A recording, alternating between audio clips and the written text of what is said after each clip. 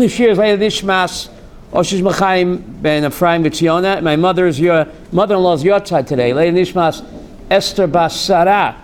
Leila Nishmata, my mother-in-law Esther Bas Sarah. Rivka Bas Yitzchak. Tzvi Dov ben Chaim Pesach. Leah Bas Simcha Avram ben Mordechai David. Ruben ben Shmuel. Leila Nishmas Chana Golda Bas Yisrael. Leila Nishmas Chaim ben Fege. Leila Nishmas Osher ben Bracha.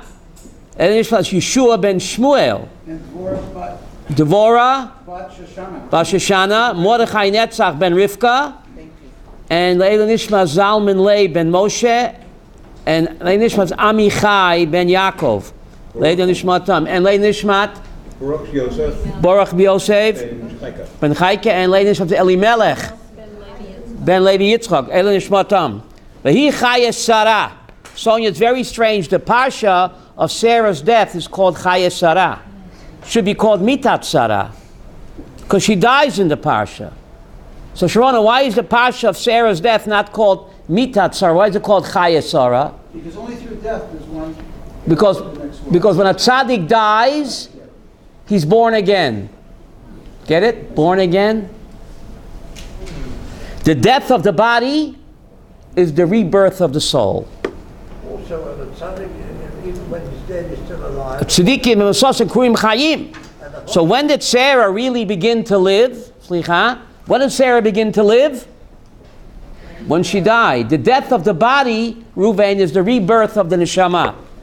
There's 2 times in life when we are the sole center of attention. When our soul comes into the world, Mazel Tov, at birth. And when the soul leaves the world. David, isn't that strange? Twice in life we are to get it, the soul center of attention. Soul. When the soul comes into the world, birth. It's all about me. And then when the soul leaves the world, it's all about the niftar, halavaya, hesped. So Chaya Sarah, when she died, she began to live in Olam Haba. She began to live in Olam Haba. Now, it's very strange that halacha learns out, how do you know you can marry a woman by giving her a ring or money? What do you learn it out from? Because Avraham Avinu paid money to buy a field. So the Gemara in Kedushin Daf Bet says, just like Avraham paid money to buy a field, we can acquire a wife also through money. Rose, isn't that bizarre? Yes. It's bizarre, no? I mean, I think a little bit bizarre. You have to go, I'm not buying a woman. How could the Talmud tell me, David, that you know how you can marry a woman with a ring, with money? Well, since Abraham bought a field with money, so you could also acquire a wife with money. That's very strange, Rabbi Yaakov. Don't you think it's strange? What's the difference? But you're not buying a wife. What does A got to do with Z? So Rav Soloveitchik has a marvelous hesber. Rav Soloveitchik, Shona, Rav Yitzchak probably knows this. Rav Soloveitchik has a marvelous hesber. Why the oral Torah learns that you can marry a woman with money, with a ring, from Abraham's purchasing the field. You got to fasten your seatbelts for this one. When Abraham and Ephron made a deal, right? Abraham bought the field. Each one thought they got a bargain. Avraham Avinu thought he got a bargain. He bought the gateway to Gan Eden. The Zohar says that the Ma'arat Machpelah is a gateway to Gan Eden. And Ephron rose. He thought he got a bargain. You look in Code of Hammurabi, Ruvain, who was a contemporary of whom? Of Abraham. An average worker made 6 shekels a year. So he demanded a price of 400 shekels. Who's good in math? If a worker made 6 shekels a year, I'm not so good in math, Reuven, you are. So how many years' wages did Ephron demand for the field? 35. What 35? Yes? 400 by 6. Is what? 6 shekels a year. 66 years' wages. 66 years' wages. So each party thought they got the bargain. Avram bought the gateway to Gan Eden. The Zohar says Morsal Pella is the gateway to Gan Eden. And Ephron said, wow, I really ripped them off. 66 years of wages. Says the Rav Soloveitchik, the same thing when you do a shidduch. Each party has to think, I got the bargain. Ooh. The husband has to think that what? I got the bargain. And the wife has to think that what? She got the bargain. A Metzia, just like Abraham and Ephron, David. Each one thought they got the Metzia. So for a successful marriage, says the Rav, each party of the shidduch has to think, I got the bargain. The caterer got the bargain. Oh. No, I think it's the photographer.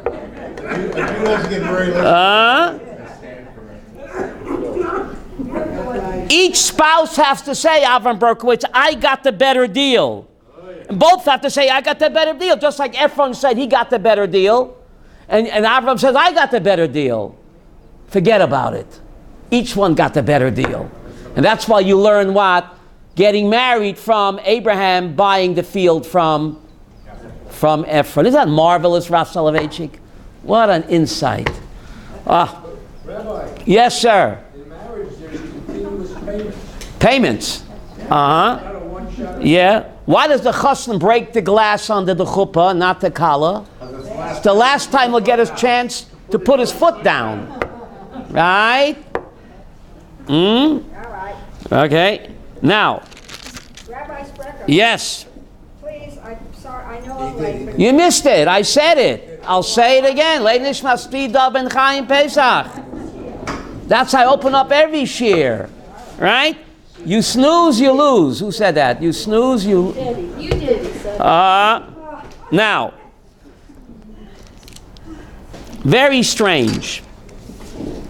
Very strange. The Talmud tells us, Yafa shichatan shel avdei ovot lifnei hamakom mitroshan shalbanim. The small talk of Abraham's slave, Yiddish Elisheva, shooting the breeze. We would say small talk of Abraham's slave is more precious to God than what? Than the Torah. Because Eliezer's story is repeated what? Twice. And many important laws of the Torah only given by remizah. How do you say that in English? Remizah. By a hint. Many laws of the Torah are given by remizah. A letter there, a letter here. There's exactly 304,805 letters in a Torah scroll. If you don't believe me, you can count. There isn't even one extra letter. And here the Torah repeats the table talk, the small talk of the slave of Abraham, not once, but what? To teach that his small talk is more precious to God than what? How could that be, Rabbi Yaakov? I thought the Torah is the most precious thing on the face of the world. And more important, what's the message for me? 3,700 years ago, I need to know the small talk of Eliezer. Why, in such detail, Avram, not once, but what? So fasten your seatbelts. Let's see what we have to learn from over here. Well, let's see. Who was this Eliezer? Who was he? The Torah testifies he was Zikan Beto Hamoshel B'chol Ashelo. Zikan Beto means what? He was the chief Rosh Hashiva of Abraham's Koilel. That's what Zikan Beto means. Zakein Zeh Kana Chachma. And he was Hamoshel B'chol Ashelo. He was also CEO and CFO of Abraham Enterprises, which was as big as GM. Remember GM, General Motors? Abraham was a very wealthy man. He had real estate holdings, stocks, bonds, avodim, shvachot, gemalim.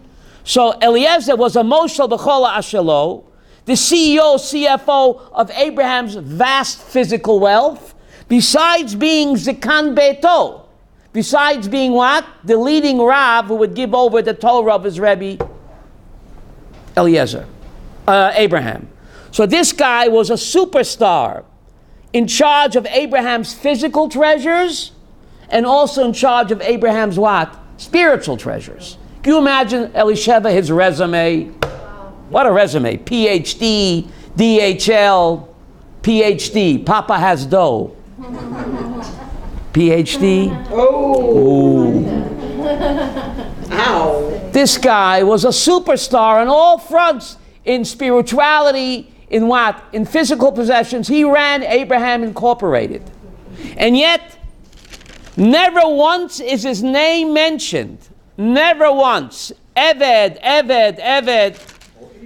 And then when he introduces himself, who are you? To Rivka's family, he could have said, check out my resume. He said, Eved Avram Anochi. You hear this, Rose? He could have said PhD, Dr. Rabbi, CEO, CFO, which he was, in charge of Abraham's vast physical fortune and Abraham's spiritual fortune. He was the Kan Beito. Yet he said, Evet Avram Anochi. I am Abraham's servant. Wow. Isn't that incredible? On the other hand, maybe What about PhD? Hamoshel b'chol ashelo, Zekan Beito. yeah. But he Evet Avram Anochi. didn't want to be taken advantage I am Abraham's servant. They could have said Evet Avram Ani. In Hebrew you say Ani. What does it say Anochi? My connection to Anochi Hashem Elokecha is to being Evet Avram. You hear this great man? How do I connect to Anochi Hashem Elokecha? It's by being Evet Avram. By being mevatel myself to this great man. That's my claim to fame. So, you know why his table talk is so precious more than the Torah? Because he teaches me midot tovot, anava. And the Medrash Rabbi Rabbi, chapter 9 says, Derech Eretz Kodma LaTorah. Torah is very important, Elisheva. What comes before the Torah? Vayikra Rabba 9? Derech Eretz. How do you say that in English? Menschlichkeit. Humility. Midot tovot. Not to brag, not to boast. That comes before the Torah. And that's what you learn from whom? From Eliezer Evet Avraham. So therefore his story is repeated not once, but it's repeated twice. And more than that. Why tell me the story again? Just say he told them ditto. Why does he repeat the story again? By reliving and telling over the Nisim. Remember, Rivka's family were pagans, Elisheva. They were pagans. Telling over the story, all of the miracles, how everything is controlled by God. He told it over. He made it real for them. Some people just don't get it. They just don't get it. He told the story over so they should got it, and they got it. They said, Mashem Yotza Hadavar. These pagans, Yeshua, pagans.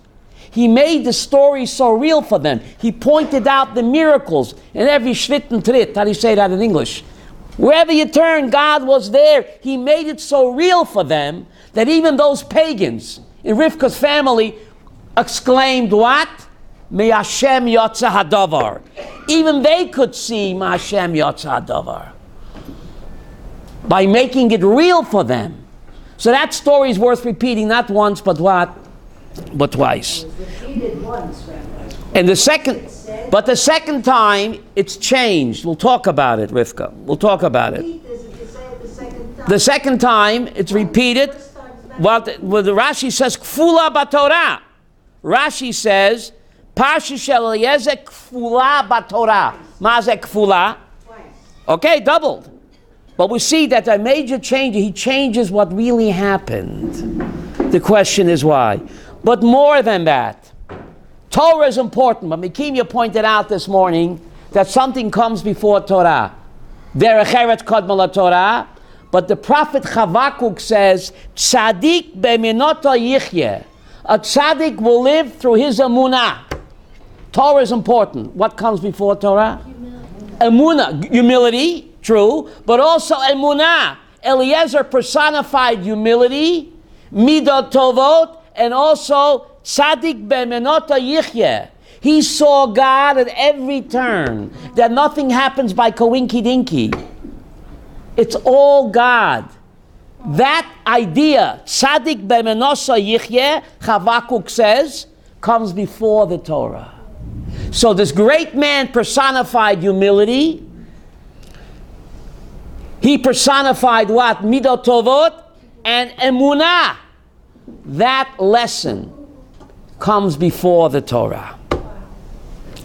But it gets even better. It gets even better. When he tells over the story to the family of Rivka, he says, I asked her, whose family are you?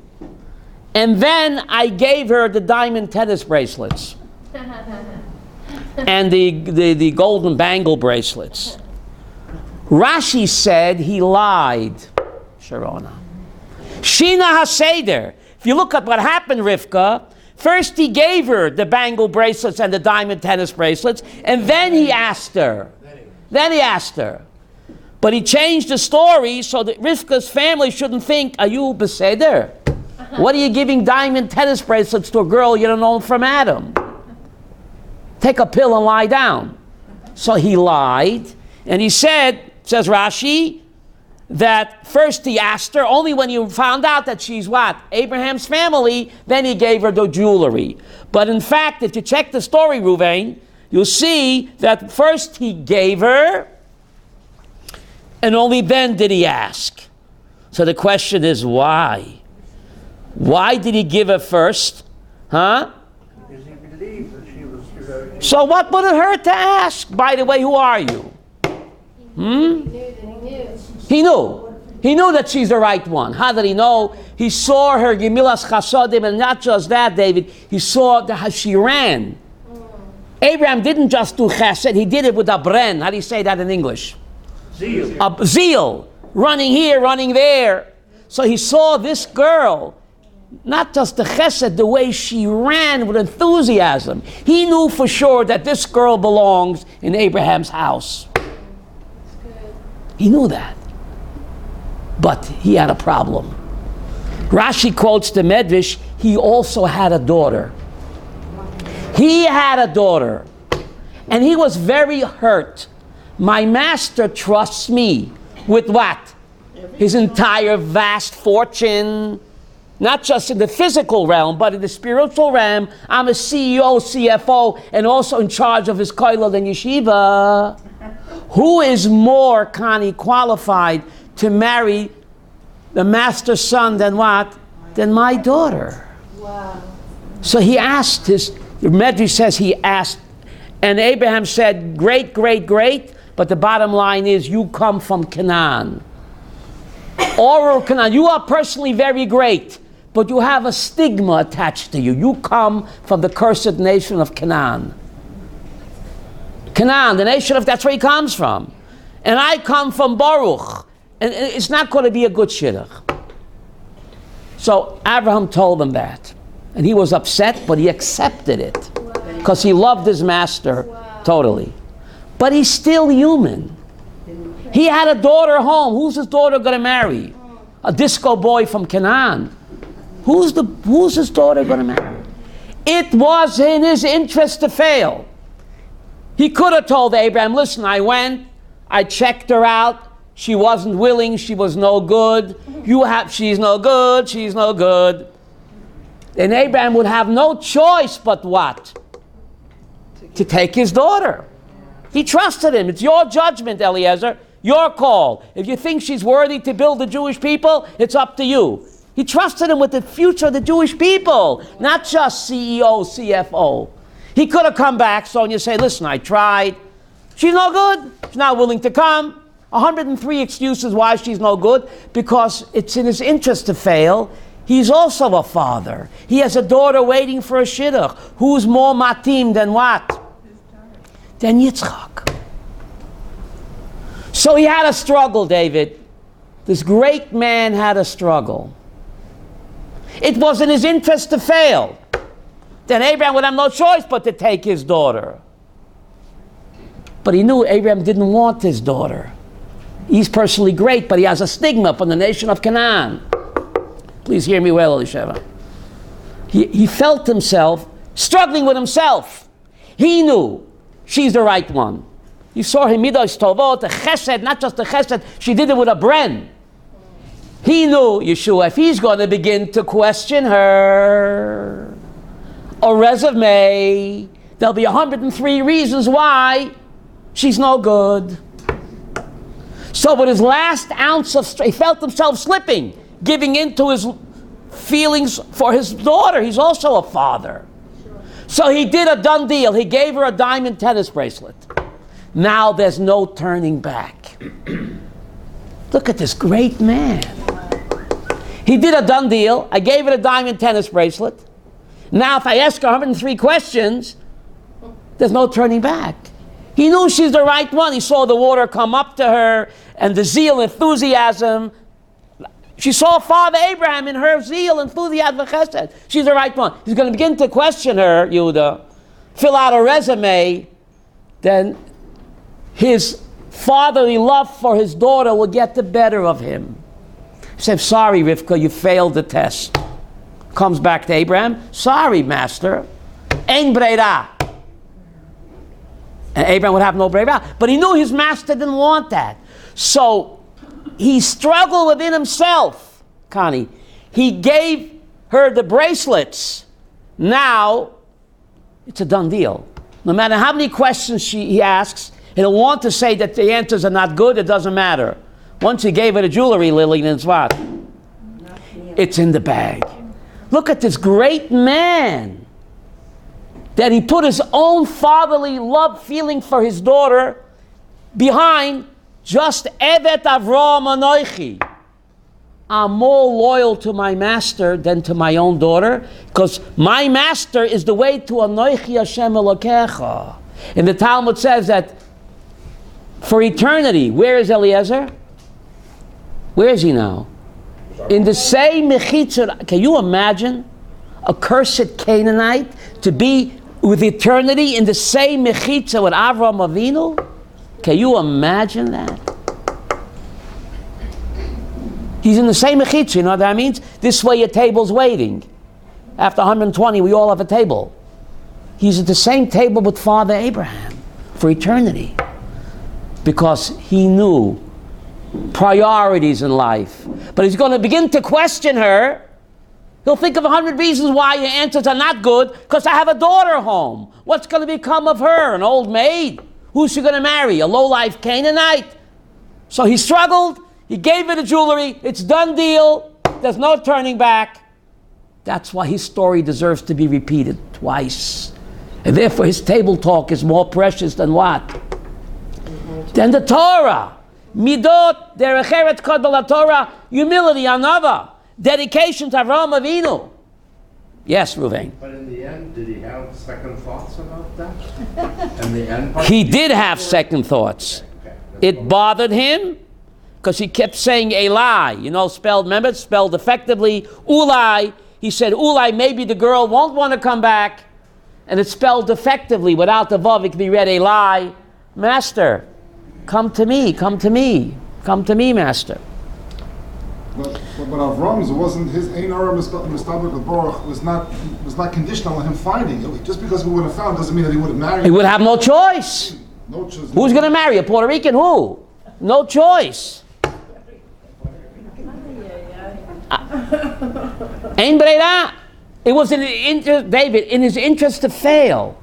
But it's also. But this great man overcame his personal interest for the interest of Avraham Avinu. Because Evet Avraham Anoichi, not Ani. My connection to Anoichi Hashem Elokecha is to being what? An Evet Avraham. Yes. I don't know what happened to her. I don't know. But anyway, I want to move on because we have a lot of... I don't know what happened to her. But anyway, the Torah tells us that when Rivka saw Yitzchak, she fell for him. Remember that song? Since I fell for you. She literally fell for him. She saw him. Vatipol mi'al hagamal. She fell, literally, Avram, she fell for him in a big way. I think it's called love at first sight. Love at first sight. This guy walks over to a girl at a party, Chava, and he says to her, do you believe in love at first sight? So the girl says no. So he says, well, I'll walk around the room again and come back. Don't you get it? But she fell for him, literally, and then she took the veil and she covered her face. Vatipol I need to know 3,700 years ago when she saw her chassan, she covered her face with a veil. And that's why brides today, what? Cover the face with a veil. Torah is not a history book. The Torah is GPS. What's the message? Women have a bina yetera. Women have a bina yetera, Rabbi Yaakov. The Torah describes as being very beautiful. She was a knockout, Miss Israel, Miss Universe maybe. She covered her face with a veil. You know what she told her chassan? Just like the veil is not my face, it's only what? A covering. My pretty face is only a veil for my godly soul. I'm a soul man. The veil reminds, when the chassan puts the veil on the collar, what's he saying? You're much more than a pretty face. Just like the veil is only a covering for your face, Rivka said, my pretty face is only a veil that covers what? My soul. My godly soul. My godly soul. The guf is only a beged of the neshama. The body is only a beged of the neshama. Just like the veil is not the face, it's a covering. So the face itself is what? Covering. For what? Soul. For the godly soul. And therefore, when lo yaleinu, a relative dies, why do we tear a shirt or a jacket? Al pi Kabbalah, it's a nechama. My relative who lo yaleinu, who passed away, his body is broken and torn. But that's only his jacket. It's a nechama. When a relative passes away, you tear your jacket lo yaleinu, because what are you saying? That the relative is broken and torn, but that's only his jacket. You tear the jacket as a reminder. Don't confuse me with my jacket. The godly soul lives forever. The jacket is torn and broken. The body is the beged of the neshama, but the neshama is untouched. So that's what Rivka did when she what? Put the tzaif on the face to remind her chassan and us that the veil, like the face like the veil, is not the person, it's only the covering. The person's the godly soul. And therefore, in English, a synonym for the word skin is hide. Avram, I'll tan your hide. Ever say that to your kid? Why in English is look at the Webster's dictionary, Rabbi Yaakov Sinai. The Webster synonym for the word skin is hide. Because it's hiding something. Ooh. Hear what he said, Ruvain, Rose? The skin hides who I am. I'm not my skin. That's just my covering. The skin hides who I am. Who am I? I'm a soul man. Isn't that wonderful? Why skin and hide is a synonym. There's no reason. Especially in English. Right? I'll tan your hide. Because the skin is hiding who I really am. My tselem Elohim. I've got you under my skin. They got everything from us. Remember the song of the Four Seasons? I've got you under my skin. Yes. I've got you under my skin. Now the Lubavitcher Rebbe says something incredible, David. Why was the Mishkan made of animal skin? The Mishkan in the desert was made of 10 animal skins. Why? Says the great Lubavitcher Rebbe, V'osel li migdash v'shechanti b'tocham. Build me a Mishkan. Where will I dwell? Where? In the Mishkan? V'shechanti b'tocham. So Lubavitcher Rebbe, when Jews saw the Mishkan with the animal skin, it reminded them, where is God? I've got you under my skin. So therefore God commanded to make a Mishkan of animal skin. When the Jews looked at the Mishkan of the animal skin, they remembered, God is not in that building. That's a reminder that God is where? under my skin. So the word for skin is hide. I'll tan your hide, Yehuda. Because the skin hides who I am. I'm a godly soul. Rabbi Sprecher, Yes.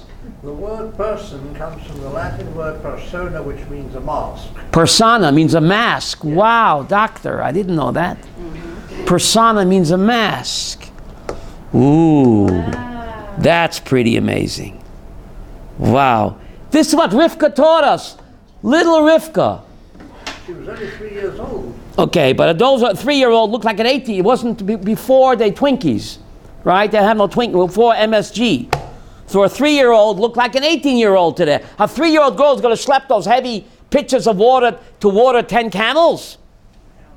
She would look like she was 18. She took a spirulina in the morning. Now you slept those heavy buckets of Lillian, right? So she looked 18. They didn't have any MSG in those days. No junk food, yes? I read, I think it was each camel can hold about 135 liters of water. Can you imagine how much water she drew? Wow. She must have been tuckered out. But anyway, it says he brought her in, Yitzchak brought her into his mother's tent. He married her and then he loved her. Love and marriage. No, the Torah says he married her and then he loved her. Wow. You have to change the song, David. Love and marriage. No, marriage and love. The Torah doesn't sing love and marriage. How can you love someone you don't know them? Only when you live with them. So he married Rivka and then he loved her. Ah. Pretty amazing. Yes, Aviva? Speak up. Okay? Now, he says he brought her into his mother's tent. Says Rashi, she became like his mother. I married a girl like dear old mom. Like the girl who married dear old dad. Oh, thank you. He brought her into the tent and she became his mother. That's what Rashi says. So, because the entire time when Sarah was alive, Ner Daluk Me'erev Shabbat, Erev Shabbat. The candle remained lit all week. And the dough didn't become stale. The bread, even though I had no toaster ovens, the bread remained fresh all week. And there was God's magic cloud on top of a tent. When Sarah died, all these miracles, what? But Abraham was still alive. Sarah was much greater than Abraham. You know that? Women have it over us, Chava. The Talmud says that Sarah was a much greater prophet than Abraham. Much greater prophet than Abraham. So therefore, when Sarah died, all these miracles went kaput, even though Abraham was what? Still alive. Too bad. No longer did Ner Daluk, no longer the bread remained fresh all week, no longer God's Shekhinah on the tent, even though Abraham's alive. When Rivka came into the tent, it came back. Wow. Huh? Abraham must have said, what am I, chopped liver? Yeah. In my schus, the miracles ceased. When Rivka came back, these miracles came back. What's so special about these miracles? Beautiful. Says the Ramban, Ruvain. You know why God told us to build a Mishkan? The Ramban says that the Mishkan was a dugma of the tent of Sarah. Yes? Wow. What's dugma mean? Replica? Nachmani says when God said build the Mishkan, he told the Yidden, I want you to build a replica of your grandma Sarah's tent. Wow. The Mishkan was a dugma of Sarah's tent. Not Abraham's tent, but Sarah's tent. Because Ramban points out, in the Mishkan, you had the exact same miracles you had in Sarah's tent. The lechem aponim remained what? Fresh all week, like Sarah's bread, Wonder Bread. The Ner Daluk, the Ner Daluk, the Ner Maravi and the menorah stayed lit all week. As what? Mama Sarah's Ner, and the magic cloud hovered above the Mishkan, the Shekhinah, as it did on what? Sarah's tent. So the Ramban Nachmani says that the Mishkan was a dugma rebuilt the tent of your grandma Sarah, not your grandpa Abraham. Women have it over us, buddy. They got it over us in a big way. Now, why dafka these 3 miracles? Why dafka these 3? 2 of them are women's mitzvot. Oh, 3 of them. I mean, 1 second. Sitz Achamim says, because the Mishnah Masechta Shabbat said, there are 3 mitzvot that speak directly to women. 3 mitzvahs are given uniquely to women. One is what? Nida, Chala, Hadloka Saner. Nida, Tarat HaMishpacha. Chala, when you bake bread, you take off the challah, and Hadloka Saner. And these 3 mitzvahs speak to women, therefore these miracles. Why? Why is that? Sarah baked bread, she separated the challah. In that schus, the bread remained what? Fresh all week, even without a toaster oven. Right? Sarah lit the candles on Friday night, so therefore the candle, Yehuda, remained lit all week. So what did she? What about Taras HaMishpacha, Nida? The Shechina, beautiful. Rivka, you want to come up here? No. The Shechina hovered on Sarah's tent, testifying that she kept what? The laws of Nida.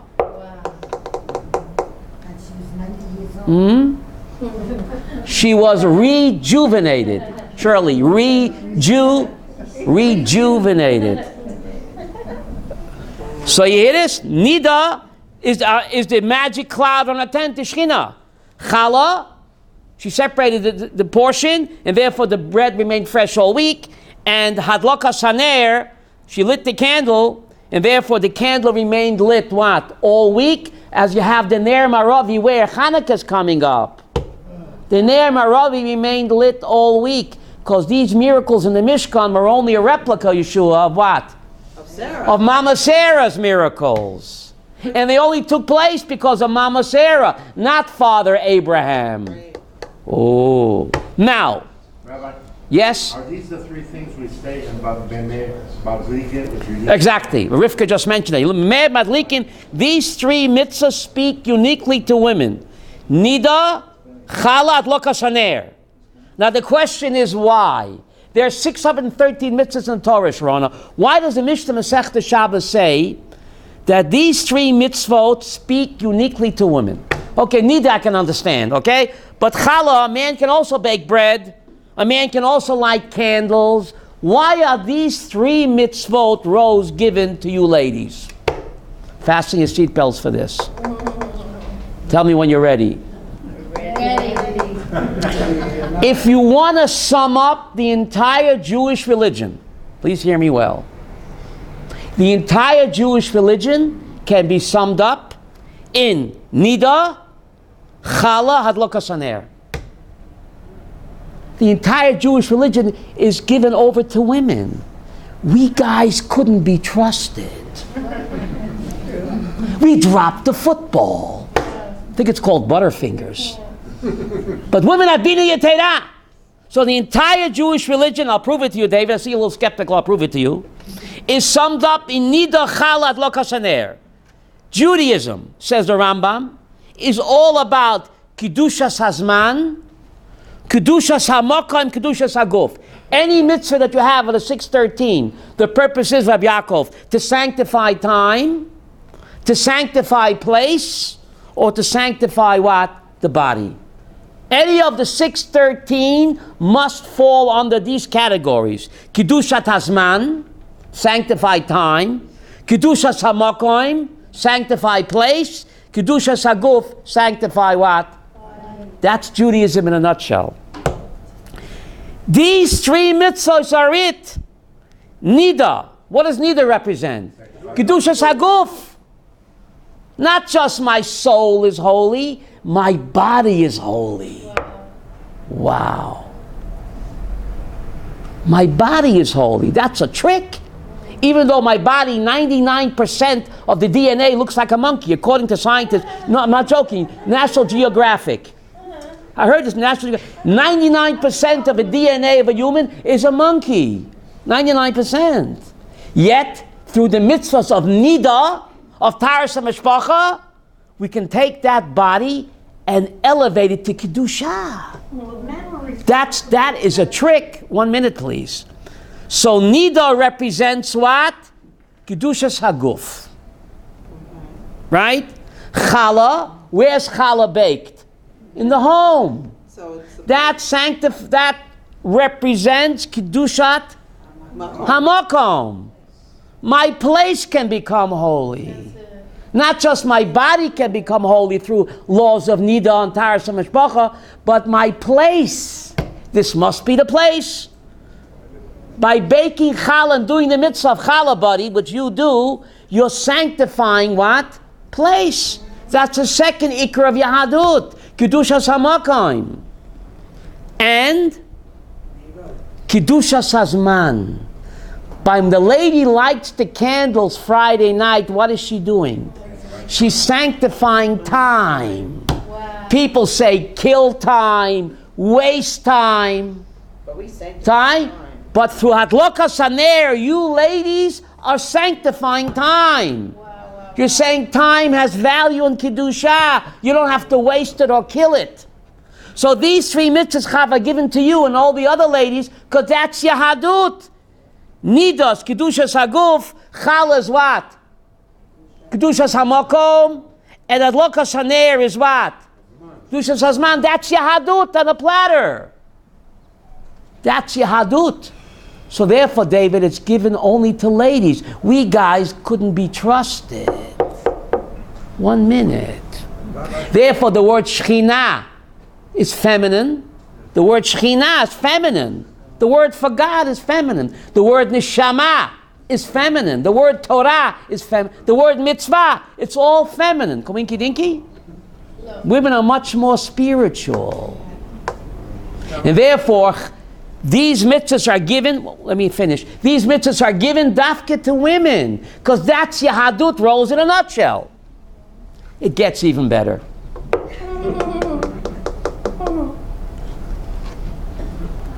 Why take? How do you say take? Why take? How do you say that in English? I never figured it out, Rabbi Yaakov. How do you say take? How do you say take? Help me. Why in earnest is that Yahadut? Why is Yahadut all about Kedushas Hazman, Kedushas Hamakam, Kedushas Haguf? Why is that Yahadut? You know why? Says the Holy Rambam. The main difference between the physical world and Olam Haba, says Rambam, the main 3 differences between the physical world and life after death is, says Rambam, Zman Mokam in Guf. In this world, we are trapped by time. You know, there's a life clock. You can buy a life clock that ticks. I'm not joking. It ticks, it tells you how long you live. A life clock. In this world, we're trapped by time. Olam Haba, says Rambam, there's no concept of time. Because in Olam Haba, reunited with the boss, to Kodesh Baruch Hu, Ein Sof, to God, past, present, and future is all one. When after 120, we hook up with the boss, reunited, and it feels so good. So God has no concept of time. Olam Haba has no concept of time. It's endless. Zman, very good. Yud-Kei Vav-Kei, Haya Hova V'Yeh, all blends into one. Past, present, and future, David, it's all one. But in this world, we're trapped by time, says Rambam. Life after death, no concept of time. In this world, we're trapped by place. If you're in one place, you can't be in another place. But after death, the neshama can be any place at the same time all over. And in this world, we're trapped in our body suits. A dead person's called a niftar. Why is a dead person called a niftar? The word niftar is an Aramaic word which means, please release me, let me go. Even in modern Hebrew, they call a dead person a niftar. Rose, in modern Hebrew, it's not Hebrew, it's Aramaic. You can ask the Ulpan teacher, but it literally means released. So the Rambam says that's why it's Judaism. Because this world, we're trapped by time, place, and body. So therefore, the mitzvot give us an out-of-body experience. When a lady goes to the mikveh, she's having an out-of-body experience. When she's coming out of the mikveh, she's out-of-body experience. She's like not trapped in her body. When she lights candles Friday night, she's elevating herself above what? Time. And when she separates challah from the dough in her home, what is she doing? She's elevating herself out of what? The makom. So that's Yahadut. The difference between Olam Hazeh and Olam Haba is Zman, Makom, and Guf. And the tafkid of a Jew is Lechaber. Olam Hazeh, Olam Haba. Our tafkid is to connect the physical world to the spiritual world. How do you do that? By doing mitzvot. So all the mitzvot are either what? Kedushas Hazman, Kedushas HaMakom, or Kedushas HaGuf. Because that's the way Yehuda to connect the physical world to the spiritual world. Because in the spiritual world, you're not trapped by time, you're not trapped by place, and you're certainly not trapped in your bodysuit. So the entire Jewish religion, you want to sum up? The acronym is Chana. Chala, Nida, Adlokas Haner. The acronym. Chana. Chala is Kedushas HaMakom. Nida, Kedushas HaGuf. And Hey, Hadlokas Haner. Kedushat what, Yehuda? Man. When the lady lights the candles on Friday night, she's sanctifying time. She's elevating herself above time by having an out-of-body experience. So these three mitzvahs were given dafka to ladies. You know why? That's Yahadut in a nutshell. And they guard it better than we could, buddy. Isn't that amazing? And therefore God manifests himself in Sarah and Rivka's tent, dafka through what? These miracles. The candle remained lit, Kedushas Hazman, the bread remained fresh, the challah, all week without a toaster oven, and the anan, the shechina on the cloud, testified to what? To Sarah and Rivka's what? Kedushas Haguf. That the body can reach a level of Kedusha. That's mind-boggling. That the sex act can become holy. That's pretty amazing. The word for marriage is Kiddushin, buddy. It's mind-boggling. The word for marriage is Kiddushin. Kiddusha. That's pretty amazing. To take a mundane act like sex and to elevate it to Kiddusha through the laws of what? Nida. Wow, you ladies are very fortunate. You ladies are very fortunate. Therefore, your father could be the Vilna Gaon. Does that make you Jewish? No. Your father could be the Lubavitcher Rebbe. Does that make you Jewish? No. It's the mama, the mama. The mama, the mama.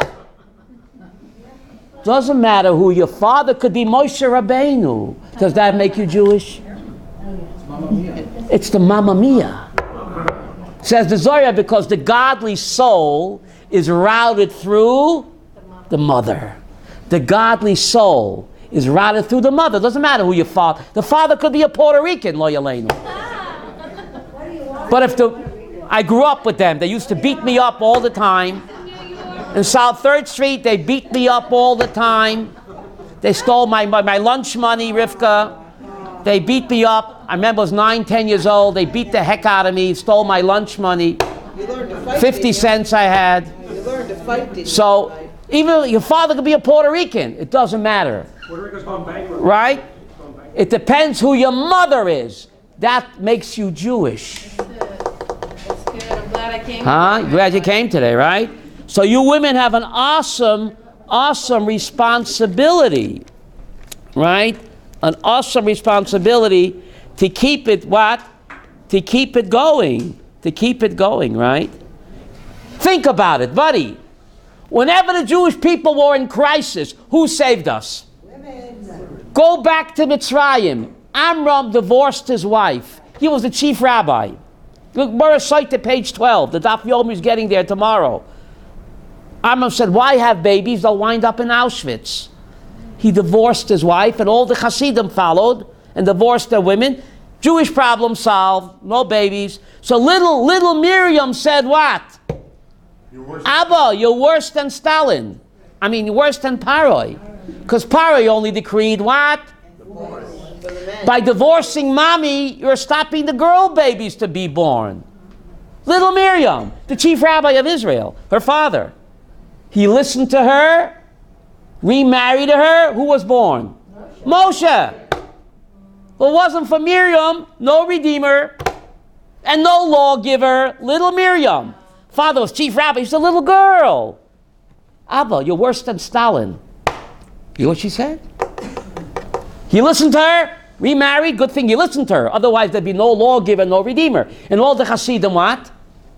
Remarried their women. The rabbi does it. As the Rebbe tanzen the Hasidim. Right? So they all, and we have the Jewish people. Otherwise, the final solution. So little Miriam said the Jewish people. Right? Oh, that's good. Esther. Haman. Abu Mamzer. What's his name? Ayatollah Khomeini. Ayatollah Khomeini. Destroyed the Jewish people in Persia. Who saved the Jewish people? Esther. Esther, mein Schwester. That's right. Esther came. Without Esther, we'd be gone. It's always a woman. Always a woman.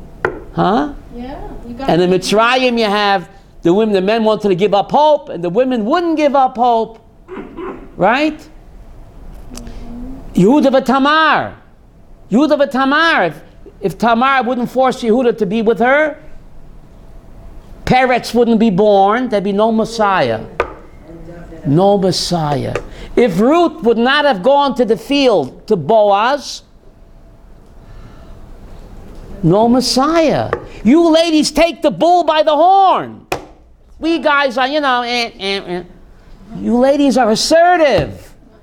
When the going gets tough, the tough get going. That's right. You ladies are tough as nails. Now ask me a kasha. Why do you make a bracha shelo asani isha? Oh. Shelo asani. Women are much greater than us. Why do you make a bracha shelo asani isha?